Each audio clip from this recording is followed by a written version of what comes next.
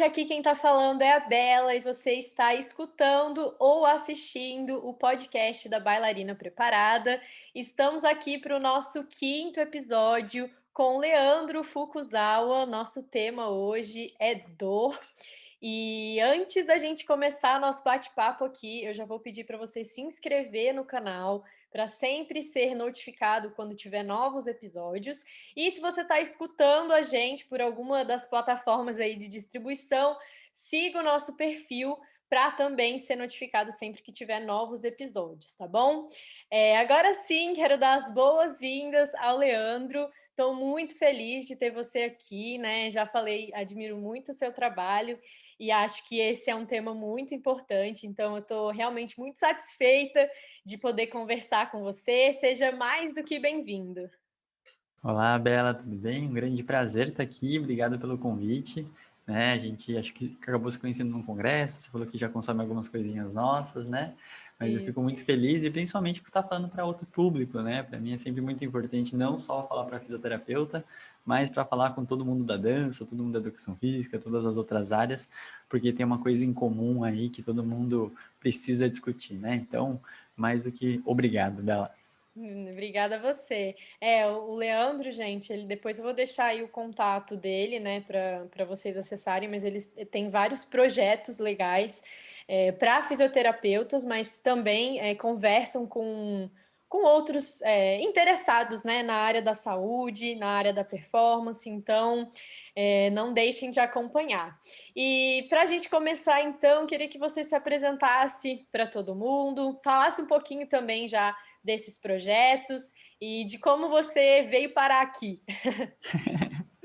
Bom, eu vim parar aqui porque você me convidou, então essa parte é importante. Eu sou Leandro Fukuzawa, sou fisioterapeuta, né? Tenho formação aí faz 10 anos. Atualmente, né, eu estou mais focado nessa questão de produção, de divulgação científica, né? Mas sou clínico, tenho consultório, já trabalhei com parte esportiva, tanto de seleção de futebol feminino, quanto no consultório com vários atletas de diferentes modalidades. E aí, conforme a carreira foi indo, a gente vai juntando algumas coisas, já tentei separar, mas nunca consegui, que foi a dança e a fisioterapia, né? Então, desde 2013, eu sou fisioterapeuta da Companhia Cisne Negro, acompanho o pessoal lá, e conforme foi passando o tempo de profissão, a gente sempre vai se juntando com outros dançarinos para tentar falar um pouco do mundo deles, né? Poucas pessoas entendem esse nosso mundo maluco que a gente É vive, né? Que a verdade, gente é um mundo nunca muito louco. pode, nunca pode, porque a gente sempre tem ensaio, né? É. Então, dentro desse processo, eu acabei, conforme foi passando o tempo, assumindo um pouquinho mais, até criar o projeto que é o Mova-se Mais, que é um projeto de apoio ao artista, né? Então, a gente é uma rede de apoio em saúde e a gente está cada vez mais maturando o projeto para conseguir entregar alguma coisa interessante. Então, só para explicar rapidinho, o Mova-se Mais, ele tem o pilar da parte de atendimentos, né? Tanto presencial, que acontece lá no Instituto Nishioka, quanto a telereabilitação, que agora por causa da pandemia aqui no Brasil foi legalizado, né? Tanto quanto a parte de educação, e a gente dá cursos, aulas relacionados ao tema, e a parte de pesquisa também, que eu acabo vinculando com alguns parceiros para conseguir fazer, e a gente tem alunas de C, TCC, futuros mestrados aí, a gente está numa fase nova aí de construção de coisas bem legais, né? Então, em cima disso, esse é o que eu faço hoje. Tem o projeto de fisioterapia, que é um projeto específico para fisioterapeutas e fins, mas o foco aqui a gente vai falar mais de dança. Eu vou falando desse mundo. Show, obrigada. Depois, gente, eu já falei isso, né? Mas acompanhem o trabalho dele, que é realmente muito interessante. Nosso papo aqui hoje é dor. A gente vai falar de uma coisa que arrisco dizer que toda bailarina, todo bailarino já sentiu um pouquinho. Então, eu gostaria que você explicasse pra gente o que é a dor, assim, fisiologicamente, neurologicamente, o que acontece no nosso corpo que a gente sente dor? Legal. Então, dor é esse assunto que todo mundo fala, né? Todo mundo acha que está sentindo, todo mundo não sabe interpretar aquilo, né? Mas dor, ela tem as definições clássicas, né? Que a gente sempre fala, mas eu acho que não cabe aqui. Eu acho que a gente tem que pensar sempre na palavra dor, a gente sempre lembra da subjetividade da dor. E quando a gente fala subjetividade da dor, às vezes ela parece uma coisa meio da nossa cabeça, meio inventada, né? E é aquela coisa que fica até com uma certa difícil de interpretação para quem está de fora, né? E aí a gente tem aquelas famosas escalinhas de 0 a 10, né? Quanto tá doendo? Uhum. De 0 a 10. E aí, uma coisa que é muito interessante, que conforme o amadurecimento do que a gente foi entendendo que é dor, por mais subjetivo que seja, ele não está necessariamente mostrando alguma coisa detalhadamente, mas ele está falando uma percepção da pessoa em relação à queixa que ele está sentindo. E Uhum. aí essa percepção e essa individualidade da percepção sobre a queixa é uma das coisas mais importantes. Então, no geral, a gente sempre tenta falar se a dor é boa, se a dor é ruim, né? E isso são outras coisinhas que a gente tem que ter um certo cuidado, porque a gente vai entendendo que a dor, ela é um produto do nosso cérebro. Quando a gente fala produto, parece de novo alguma coisa abstrata, muito inventada. Mas na real não, né? Neurocientificamente é sempre pensar que vai vir uma informação da periferia, de algum estímulo externo, que a gente pode chamar de nocicepção, que é uma mensagem de perigo, e depois que essa mensagem chega para o nosso cérebro, na região mais central, ele vai passar por diversas áreas cerebrais e ele vai sair um produto, isso que a gente chama de produto, que vai ter uma interpretação para a pessoa falar se está doendo muito ou não, Uhum. né? E essa parte ela é muito interessante, porque a quantidade de mensagem que sobe não necessariamente é a quantidade de mensagem que vai sair. E aí, Uhum. essa é a parte que acho que bagunça muita gente, né? A Então, a gente percepção tem é que diferente, né? Exato. Então a gente tem que lembrar que todas as dores são reais, certo? Então não existe uma dor inventada, não existe uma dor que as pessoas estejam fingindo necessariamente, né? Mas a gente sempre tem que lembrar que a dor existe essa subjetividade dessa interpretação do nosso cérebro que não depende de um estado atual do tecido. Então, assim, já pegando o primeiro gancho aí, ele não necessariamente toda lesão gera uma dor, né? E não é toda dor que tem uma região dolorida. E aí é o momento que a gente está da ciência para tentar facilitar essa interpretação que dor não é igual a lesão, porque todo mundo que tem uma dor vai fazer o quê? Vai no médico procurar alguma coisa que Uhum. está errada, né? Sim, E aí acho que é o verdade. primeiro erro em relação a isso, né? Então, no Certo. geral, se a gente falar sobre dor, a gente vai ficar horas falando aqui, porque isso é muito extenso. Vamos estendendo, porque acho que a gente vai dando mais exemplos depois. Certo. É interessante isso, porque essas escalas, né, que você comentou, a gente usa muito para tentar identificar o que que é a dor que a pessoa está sentindo, mas realmente ali, às vezes, se você for comparar o que eu sinto é uma coisa e o que você sente é outra percepção totalmente diferente, mas na verdade, no fundo ali, fisiologicamente poderia estar acontecendo a mesma coisa com o nosso corpo e a gente quantificar isso de formas diferentes. Então acho que é uma certa dificuldade que eu tenho, assim, particularmente, de tentar identificar dor, por exemplo, no trabalho de flexibilidade, né, que a gente trabalha muito, usamos muito essa escala de dor, mas mesmo assim é bem complicado, né, dizer, porque tá, trabalha ali no 8, entre o 8 e o 9, mas e aí, o 8 e 9 para uma pessoa é uma coisa, o 8 e 9 Uhum. para outra pessoa é outra totalmente diferente. Então, interessante isso. O que eu quero te perguntar é assim: temos essa dor, temos essa questão da subjetividade, mas quais são os fatores que podem levar uma pessoa a sentir dor? Certo. São fatores, só fatores físicos? Existem outros fatores envolvidos também? O que faz uma pessoa sentir dor? Legal. Então, uma coisa que é muito interessante, né, até aproveitando o gancho do exemplo que você deu, quando você falou dessa questão de, tipo, um treino de flexibilidade, aí você tem que ter um tanto de dor, né, ele vai numa outra pergunta que é muito subjetiva e muito difícil de responder, que, tipo, qual que é esse limite do corpo, né? Uhum, E quando a gente fala desse limite do corpo, a gente já fala de alguns fatores um pouco mais físicos, vamos dizer assim, né? Que são um dos fatores que, se você passar do ponto, né, você tiver essa sobrecarga, e a sobrecarga pode vir de diversas maneiras, né? Onde você tem uma constância de excesso de uso, e isso ocasionar uma queixa, né? uhum. Ou um trauma muito agudo que vai também passar do limite desse tecido e ocasionar também alguma questão relacionada à dor. Só que aí tem algumas coisas muito interessantes, que é o que você falou, nessa hora da flexibilidade, você está sentindo dor, repara que, dependendo da forma que você coloca, ele já induz que aquela dor seja natural acontecer.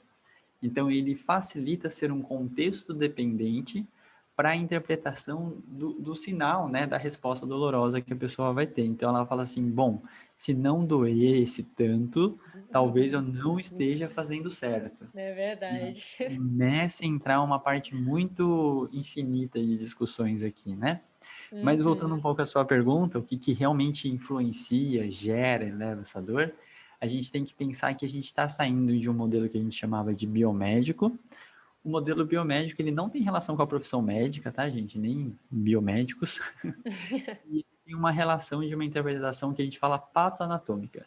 Ou seja, assim como eu falei anteriormente, aonde tem uma alteração, aonde tem uma lesão, você naturalmente já teria uma dor característica responsável por aquela região.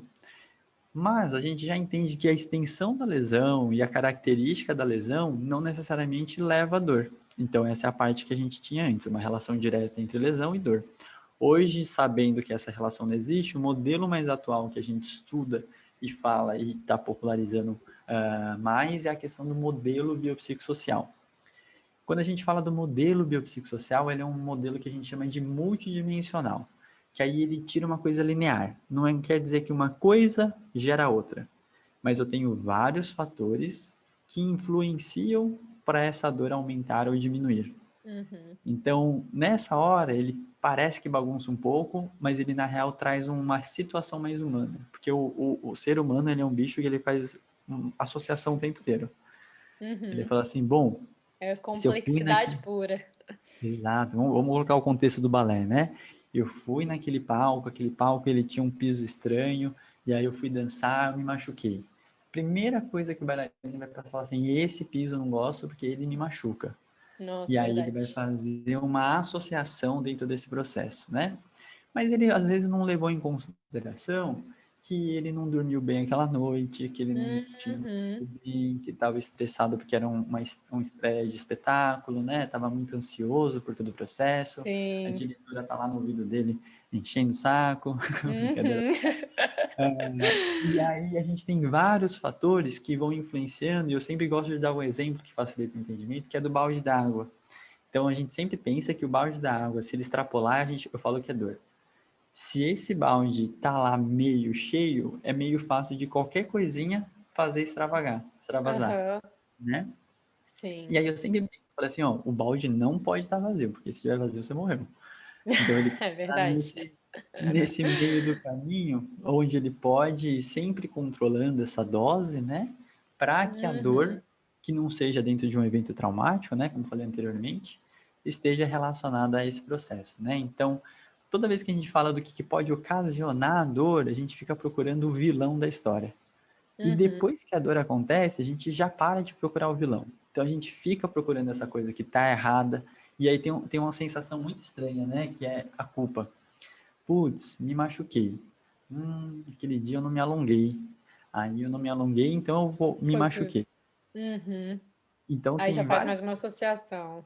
Exatamente. E não, como nós, ser humano, é normal e a gente fica fazendo associação o dia inteiro, a gente fica sempre tentando achar esse culpado. Por esse culpado não existir, a gente sempre acaba falhando e achando vilões diferentes a cada vez que você procura.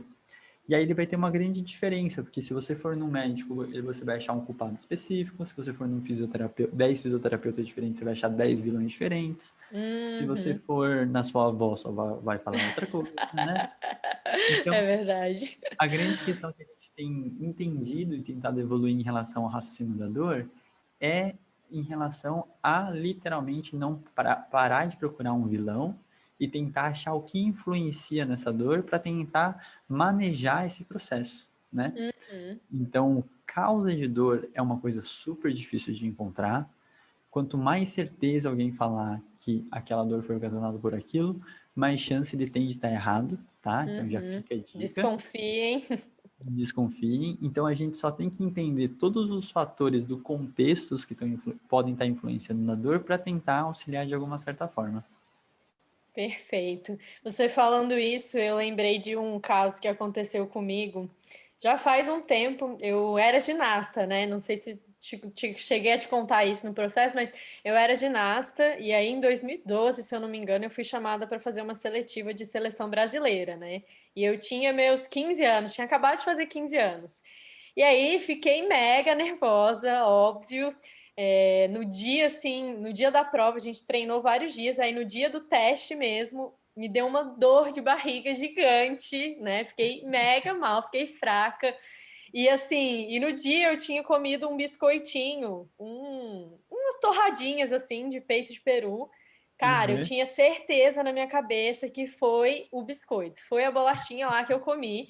Não tinha nada a ver com eu estar nervosa, né? Com ser tipo, a chance da minha vida. E eu nunca mais, até hoje, eu não consigo chegar perto desse biscoito. Porque foi uma associação que eu fiz. Eu achei que eu tinha passado mal por conta do biscoitinho. Na verdade, não tinha nada a ver com isso, né? Tinha que ter olhado para as Uhum. outras coisas que estavam envolvidas. Mas, bom, é, a gente sempre escuta também uma frasezinha que é de bailarino não sente dor, atleta não sente dor, não sei o quê. Até que ponto isso pode ser verdade? Os bailarinos ou atletas, eles têm uma percepção diferente da dor de pessoas normais? Eles têm uma Uhum. tolerância maior ou menor a essa sensação de dor? Certo.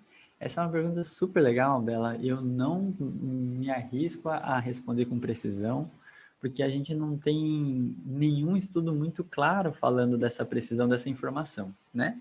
Mas, obviamente, que o atleta, no geral, pelo seu contexto ser diferente, ele também acaba sempre tendo uma interpretação muito diferenciada do processo, né? E é aquela coisa que a gente falou da dor boa e dor ruim. Muitas vezes a gente tem uma dor no dia seguinte de um ensaio, né, por exemplo, e você fala assim, nossa, ontem foi puxado, tô todo dolorido hoje. E para você é ok, né? Fala assim, Uhum. não, beleza. Se eu tive um ensaio pesado ontem, foi ótimo, foi tudo bem, né? Aí, mas vamos pensar que aquele ensaio do dia anterior, perdão a palavra, é uma bosta, né? Nossa, que nossa. E aí o ensaiador ficou lá no meu ouvido, eu errei tudo, não sei o quê. Aí essa dor já começa a ganhar uma outra interpretação, né? Por causa Uhum. desse contexto dependente que eu estava te falando. Nessa hora que a gente vai falando disso, a gente começa a perceber que essa questão do limiar, ela obviamente vai depender do momento que você está e entender que esse limiar pode ser alterado por outros fatores para te deixar mais vulnerável a sentir dor. Então, olha que coisa Uhum. interessante. Uhum. Só que o nosso corpo, como dançarino, ele naturalmente está mais acostumado, fisicamente, mecano-receptoramente, a receber mais estímulos mais fortes. Essa é a nossa natureza, né? E aí a gente fala assim, mas olha que engraçado que é, né, Bela? Se você for ver, quantas pessoas que você já viu, né? Aí eu falo eu como fisioterapeuta, no contexto clínico. A pessoa vem e fala assim, ó, me dói para fazer esse movimento. Ela faz um movimento meio sutil. Aí coloca essa pessoa no palco. Aí essa pessoa no palco, ela tá lá dançando super, né? E aí uma das perguntas que eu sempre gosto de fazer é assim, você acha que essa quantidade de estímulos que essa pessoa recebeu no palco é maior ou menor do que aquele movimento pontual que ele me mostrou, de agachar, por exemplo, Uhum. né? Maior. Uhum. E aí nessa hora ele começa a ter ele tem mais dor quando ele recebe menos estímulo do Do que que quando quando ele tá recebe lá no. mais. Exato. Que aí tem uma grande questão do foco. O foco atencional que é uma coisa importante. Só que, se você tem essa dor já, e aí você vai entrar nesse palco, você naturalmente já está prestando atenção no seu joelho. E aí, esse processo que a gente chama hoje de hipervigilância e tudo mais, ele começa a levar essa direção dessa resposta, que ela é muito difícil de saber, né, se esse limiar é muito diferente, porque o limiar ele não é muito comparável. É a mesma coisa de, tipo, eu pego uma comida que é um pouco mais fácil porque você tem um tempero só, né?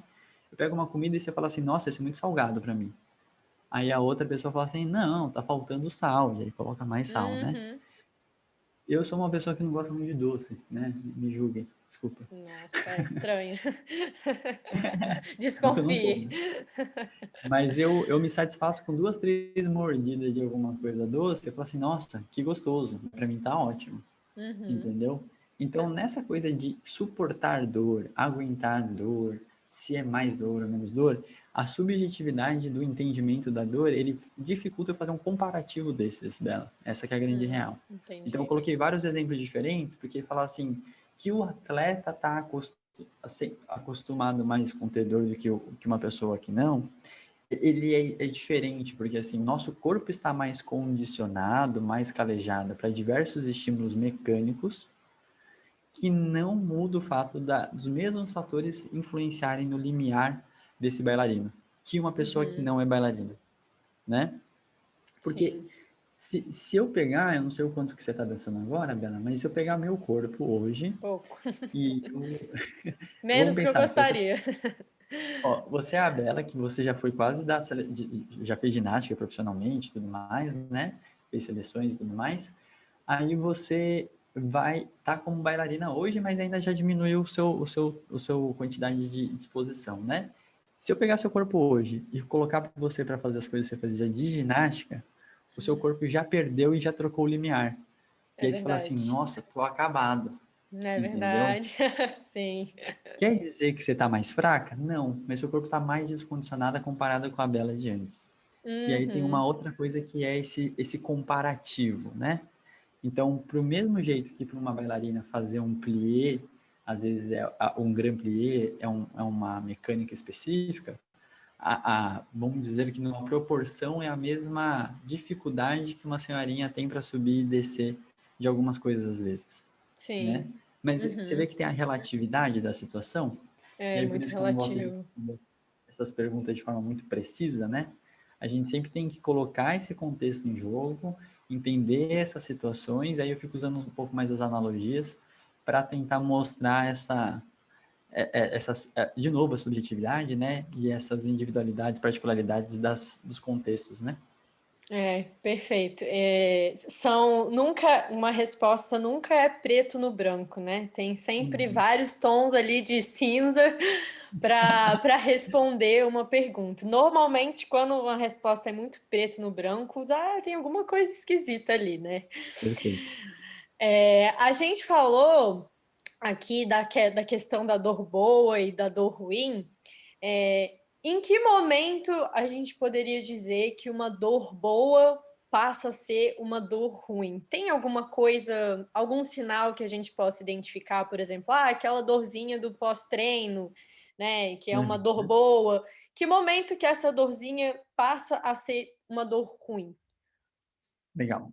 Essa é uma pergunta boa e eu vou tentar ser simplista nisso e pensar assim, ó. Toda vez que a gente tem alguma queixa, a primeira coisa que a gente tem que fazer de uma forma, vou falar imparcial, mas é impossível, mas a gente tem que olhar o que que aconteceu de evento anteriormente. Uhum, Conforme os eventos forem acontecidos, falar assim, nossa, eu não fiz nada específico, né? Porque a lesão de sobrecarga que a gente fala, quando é traumática é fácil de entender, né, Bela? Você fala assim, uhum, puta, batia o dedinho no sofá. Ah, normal, né? sim, uhum, Putz, eu não sei o que eu fiz, começou a doer. O famoso começou a doer. Esse famoso a doer é aquele que eu falei, o exemplo do balde d'água, né? Tinha alguma coisa ali na encheu. engatilhada que já fez aquela última gota e fez o processo. A gente hoje, com esse trabalho do biopsicossocial, entendendo as novas abordagens na reabilitação, a gente trabalha muito no termo de make sense. Então, qual sentido faz você ter aquela dor? Então, Uhum, fazer sentido, ele é aquela coisa, nossa, realmente, essa semana eu já não dormi muito bem, estava muito estressado, ansioso, a gente está numa meio de uma pandemia, né? Então, assim, uhum, muitas queixas aumentaram, sem nenhuma causa específica, a gente ficou mais sedentário, né? Então, uhum, assim, muitas coisas aconteceram. Aí tudo bem. Então, assim, se você tiver um certo contexto que facilita o entendimento de você ter tido aquele aumento de dor, né? Ele é ok. O que que a gente tem que pensar? A dor grave, ela não necessariamente existe de uma forma muito simplista. O que a gente fala é, a dor, quando ela está relacionada ao que a gente chama de bandeira vermelha, a gente vai precisar de um exame específico, tá ligado? A sinais neurológicos, né? Isso usando na nossa área musculoesquelética. que a gente fala assim, puta, preciso investigar um pouquinho melhor, porque tem alguma coisa diferente acontecendo, né? Só que Uhum. normalmente, quando aquela dor ela é persistente, a gente sabe que aumenta essa complexidade da dor. Porque Uhum. agora já não tem mais aquele evento inicial que começou, e aí você Sim. começa a ter uma persistência da dor que gera uma complexidade de manejo. Então, quanto mais tempo a dor perdurar, mais difícil ela dela sair. Por causa que dentro desse processo associativo que a gente falou logo no início, o corpo tem uma tendência a aprender a ter dor. E o Entendi. processo de aprendizagem da dor, ele é literalmente pavloviano, né? Que é aquele experimento dos cachorrinhos, né? A gente condiciona o nosso cachorro com isso, um biscoitinho, fala assim, dá a pata, biscoitinho, dá a pata, deu a pata, Uhum. deu. O nosso corpo inconscientemente faz isso com a aprendizagem da dor. E é um negócio maluco esse negócio de Nossa, aprendizagem, é né? mesmo, né? Uhum. Então, se eu pegar um colã antigo teu, você já vai lembrar de uma coreografia específica, vai ter todo um processo de memória e aprendizagem, né? E a dor, ela funciona para ficar no nosso corpo mais ou menos assim. E aí eu sempre brinco, não existe o botão do desver, né? Depois que você vivencia o processo, ele acontece e ele vai Uhum. ficando no teu corpo, né? Então, assim, no geral, a gente tem uma questão da complexidade da dor por ela ser persistente, né? Então, quanto Sim. mais tempo de dor a pessoa tem, mais difícil é dessa dor sair, que não Uhum. necessariamente significa uma gravidade. Ela existe uma complexidade de manejo. Eu sempre brinco, né? É igual um namorado chato. Ele é chato no começo, ele é chato no final, mas no final você tem menos paciência, então ele parece mais chato. É verdade. Gente, eu tô amando essas associações. Tem que ser com a vida real, né? Que as pessoas vão entender. É. Então, dentro desse contexto, é muito importante pensar nisso, né? Dor boa, dor ruim tem a ver com esse make sense. E a gente tem que pensar que, dependendo do tempo que a dor existe, ela tem mais complexidade para se manejar ou não, né? Uhum. Então, todas as vezes que vem um paciente para mim e fala assim, bom, eu tenho essa dor já faz uns 5 anos, uns 10 anos. Aí você fala assim, bom, ele vai me contar uma história. Essa história que ele me conte e fale muito, sei lá, 1 hora, 1 hora e meia, 2 horas, que às vezes acontece em avaliação, Caramba. ele contou um trecho, ele contou os highlights do que ele Uhum. acha mais importante, entendeu? E aí volta para aquela máquina associativa, né? Ele foi contando as Sim. coisas que ele associou que são mais importantes com o quadro dele, né? Então, Uhum. é muito importante de entender, Bela, porque ele sai um pouco de alguns estereótipos do mundo da dança, né? Que é, eu preciso sentir isso para o treino ser bom. Eu preciso fazer isso para ser uma boa bailarina. E aí a gente tem vários exemplos que a gente tenta sempre desmistificar, que é essa coisa da flexibilidade, da uma chinelina, por exemplo, que você fica lá torturando Ui. seu pé, né? Dói pra caramba. E aí você tem que ficar assim, assado, né? Então, assim, tá caindo muita coisa, né, pela ciência. O que eu Uhum. sinto hoje na necessidade é, por eu vivenciar muito esse mundo da dor, né, trazer esses conceitos para o mundo da dança, porque o mundo da dança ainda é muito visto pela parte simplesmente de movimento certo, errado, faz Uhum. assim, faz assado, né? Muito da tradição.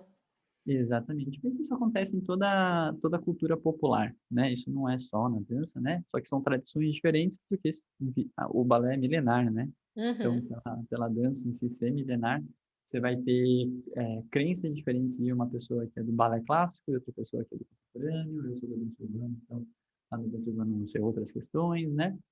Sim. Então, tem várias questões aí que são interessantes. Não sei se eu respondi exatamente o que eu queria. Respondeu, perfeito. É, assim, aqui em alguns papos que a gente vem tendo aqui no podcast, a gente sempre chega nesse ponto da cultura da dança, né? Que é maravilhoso ter a cultura, a tradição e tudo mais, mas tem muitas tradições que precisam ser desconstruídas aos poucos, né? Porque Sim, são sim. tradições bem perigosas, digamos assim, né, e em Uhum. vários contextos, não só no contexto físico, mas, no contexto social, psicológico, enfim, né, Uhum. muitas coisas. Total. Eh, Agora sim, eu queria queria tentar trazer algumas aplicações práticas, né, para os bailarinos, bailarinas e professores que estão nos escutando.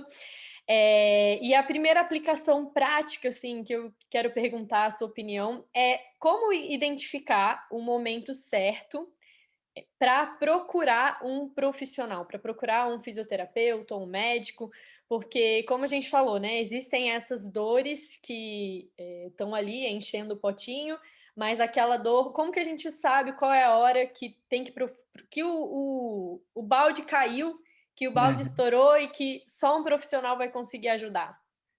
Legal, legal. Tem vários contextos, né, Bela? Assim, a gente pode pensar no contexto que a pessoa está com vários ensaios e não tem um evento específico, né? E aí é uma coisa que tem um pouco mais de calma. Então, eu sempre falo, eu primeiro preciso entender se não aconteceu um evento traumático muito forte. Não bati, Uhum, não torci, não teve nada específico, ele não inchou, né? Por algum trauma, né? E aí a gente vai começando a ver algumas questões e vendo a esse histórico. Eliminou qualquer trauma mais forte, a gente começa a tentar entrar para essa linha do make sense que eu falei. Vai uhum, vendo as coisas que aconteceram e vai vendo se tem alguma coisa muito clara que pode ter ocasionado esse gatilho. Acho que a palavra gatilho é uma coisa mais fácil de entender. Não é uma causa, uhum, mas ele faz o gatilho de começar a ter a dor, né? Ou de despertar ela. E aí, beleza. Se você vai, você fala assim, bom, acho que eu estou um pouco sobrecarregado. Dá um, 2 dias, vê que tá tudo bem, aí você fala assim, ó, descansei uns 2, 3 dias, melhorou, foi ok, né? Aí você fala assim, puta, descansei uns 2, 3 dias, não fiz grandes coisas e a dor persistiu. Tudo bem. Primeira coisa que eu falo assim, tenta não interromper 100%. Essa é uma das coisas uhum. mais importantes. Persiste um pouco, vai entendendo que pode, não pode. E aí é um momento que muitas vezes os bailarinos chegam para mim e eu falo assim, ó, eu prefiro que você venha benzer comigo para saber que tá tudo certo. E aí Uhum. eu faço um alívio de dor rápido, né? Do que você esperar muito tempo para que eu verifique alguma coisa que condicionou, como eu falei antes, né? O corpo aprendeu Uhum. um pouco mais e esse processo de aprendizado ele sensibiliza o tecido muitas vezes. Aham. Então aquele tecido que aguentava 2, 3 horas de ensaio fácil, agora com 1 hora de ensaio ele já está xingando. E Aham. aí o processo da sensibilidade ele confunde, porque o pode ou não pode, ele é um jeito dicotômico de ver que ele é inadequado. Tipo, eu posso ou não posso dançar? Você pode, mas às vezes você consegue meia hora e 1 hora já é muito. Entendeu? Que aí eu É, sempre sim. digo que às vezes a dificuldade para mim, eu pergunto para a pessoa, você vai dançar? Aí eu pergunto assim, em que contexto que ela tá? Se ela tá numa aula que ela pode fazer só metade e depois interromper, ou se ela realmente tem que fazer a aula completa porque o ensaiador dela não permite só fazer metade, né? Uhum. E aí, nessa hora que eu falo, eu prefiro que a pessoa venha para benzer um pouco mais do que realmente ele esperar um pouco, e também a questão do grau de incapacidade. E conforme a dor vai persistindo e a pessoa vai conseguindo fazer cada vez menos coisa, é uma coisa que a gente não pode também Deixar deixar acontecer. passar, entendeu? Uhum. Porque esse grau de incapacidade começa a fazer esse processo que a gente está falando de deixar a pessoa mais sensibilizada. Porque quanto menos o tecido é exposto, mais ele descondiciona e mais demora para você condicionar, porque seu limiar, o seu padrão, né, de expectativa é igual ao de antes, né? Uhum. Então, Sim. se eu pegar a Bela de hoje e ela fazer um treino de ginástica olímpica que ela fazia antes, amanhã ela não levanta, É mesmo. Não né? mesmo. Nem um pouco. Nem o dedinho do pé. E não quer dizer que ela se machucou. Quer dizer que o Uhum. corpo dela ficou totalmente sensibilizado. Isso é uma das coisas mais importantes, né? Ao mesmo Uhum. Faz tempo, sentido. quando a gente fala de alta performance dela, ela é muito importante entender alguns desses limites, e a palavra limite é outra coisa subjetiva, né?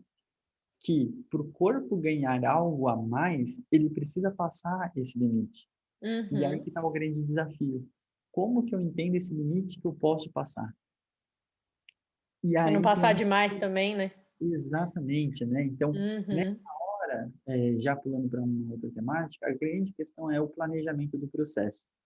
Eu não sei Uhum. se onde você está em Portugal seria igual no Brasil, mas você sabe que uma rotina do dançarino brasileiro é oscilante. Muito. Puta, tem muito job. Uhum. Puta, tô sem job nenhum. Aí É. tá lá no carro, né? O que acontece? O seu corpo não condiciona para nada, nem para muito, nem para pouco. O Uhum. que quer dizer? Dentro daquele make sense que eu falei, é normal que o seu corpo fique sensível toda vez que ele sobrecarrega. Eu hoje, que sou eu antes da pandemia, né? No máximo eu era um dançarino no final de semana, toda segunda-feira, depois que eu tentava fazer um job ou algum trabalho, alguma festa que eu ia, segunda-feira era dia de dor, porque não era Sim. uma constância, né? Então, assim, eu Aham. preciso ver esse processo para entender se eu me preocupo ou não. Essa é uma pergunta Entendi. que toda vez que me perguntam, eu sempre vou contar a história, porque, assim, se a pessoa entender de uma forma muito pontual, preocupa ou não preocupo, há chance de escapar alguma coisa. É. Porque a maior responsabilidade que a gente tem assim, em um canal como esse é conseguir passar uma mensagem que não faça a pessoa subestimar coisas graves, né? E também Uhum. não hipervalorizar coisas simples. Então, Sim. esse meio de campo ele vai ser sempre contexto dependente. Então, o papel que eu espero ter feito aqui, no geral, é gerar um monte de dúvida, a pessoa vai tirar um monte de mitos, assim, para começar a entender se no contexto dele faz sentido ou não.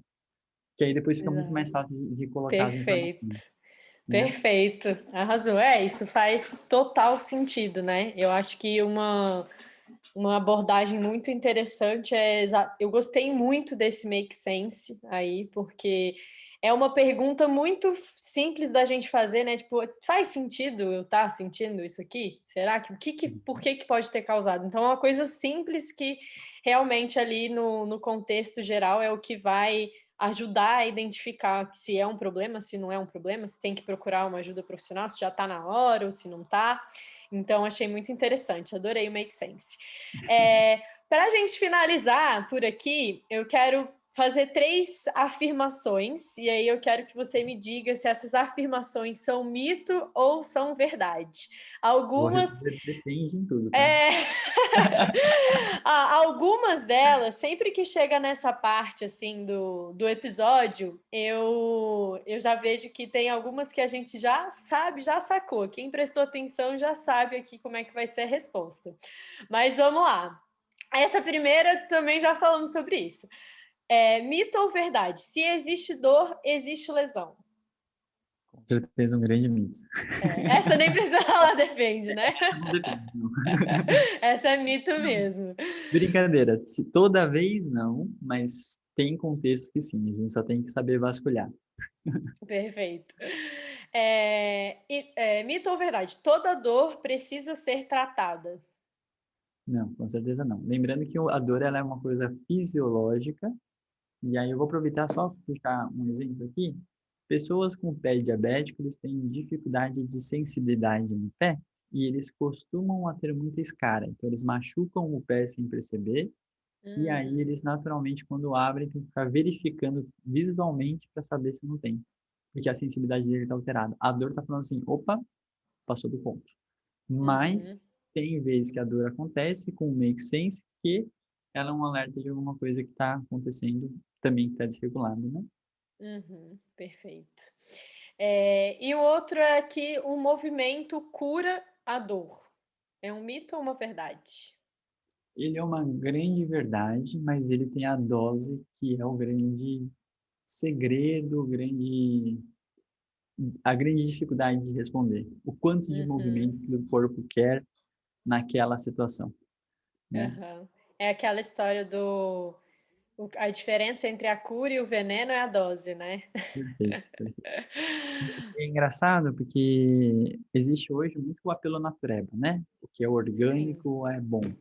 Só que isso é uma indústria muito mais cara, e aí a gente lembra que, como você falou, o veneno ele é mais orgânico possível, né? Então, se você for pensar, e eu sempre gosto de usar esse exemplo da dose, né? Que na maratona de Boston, a maior causa de procura no departamento médico e até causa de morte é um negócio que chama hipernatremia, que é excesso de consumo de água. Que as pessoas Nossa. Exatamente. As pessoas consumem excessivamente água durante uma prática de atividade física intensa e isso Uhum. gera uma alteração negativa. E a gente está falando de água. Nossa, caramba. A água, né? Quem vai falar que a água faz mal? E aí, se você falar de movimento, o movimento é a coisa mais positiva que a gente tem. Mas ele precisa de uma dose que a gente não sabe mensurar. Entendeu? Uhum. Então, essa é a maior questão que eu gostaria de colocar. Ele sempre deve existir, porém, com todas as A dose cautelas. correta. Exato. Perfeito. Bom, para a gente finalizar, então, eu quero pedir para você deixar uma mensagem final. Assim, se todo mundo que escutou até aqui conseguisse lembrar, pudesse salvar lá no HD só uma coisa sobre dor, o que que você recomendaria para essa pessoa salvar? Boa. Vou quase me fazer uma controvérsia, mas assim, movimento é realmente um caminho, né? Mas literalmente ser crítico em relação a toda essa questão de dosagem, de todos esses mitos, para a gente realmente se preocupar com o que precisa. Eu acho que realmente tem essa questão, né? A gente se preocupar com coisas a mais que não necessariamente necessariam ser preocupados. Então, eu acho que é uma questão em relação a isso. Mas muitas mensagens, vamos buscar por aí. Ah, arrasou.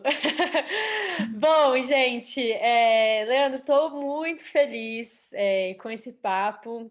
Como eu falei ali antes nos bastidores para você, esse é uma área que eu vou começar a estudar, dor e lesão e a relação disso, que se atrapalha ou não na qualidade de vida, né, em bailarinas. Então, é um assunto que eu pessoalmente me interesso muito, acho muito legal. E eu tenho certeza que tudo que a gente falou aqui foi muito prático, então acho que todo mundo que está escutando a gente vai conseguir, hoje mesmo, já aplicar alguma coisa ali, né? Ver que sentiu alguma dor, vai tentar se perguntar por quê. Então, estou muito feliz mesmo. Quero agradecer de coração por ter topado estar aqui com a gente. E quero deixar também as portas abertas, né? Para sempre que você precisar e quiser tá aqui com a gente, compartilhando um pouquinho do seu conhecimento, será mais que bem-vindo. Eu agradeço, Bela, obrigado pela conversa, pelo papo. Espero poder ter confundido vocês, é sempre a missão. A sua missão é deixar a gente com dúvida. E aí, porque eu sempre brinco, né? A gente tem que ser crítico e não chato, né? São duas coisas diferentes. É verdade. Então, eu que agradeço o convite, a conversa, foi ótimo conhecer aqui melhor e estou à disposição para qualquer coisa, tá? Obrigada, gente, para todo mundo que está escutando, muito obrigada por estarem aqui com a gente. Fiquem de olho, não se esqueçam de se inscrever aqui no canal, de seguir o nosso perfil para ficar sabendo dos novos episódios. Acompanhem o trabalho do Leandro aí nas redes sociais. E é isso, nos vemos no próximo. Um beijo para todo mundo. Tchau, tchau. Tchau, tchau.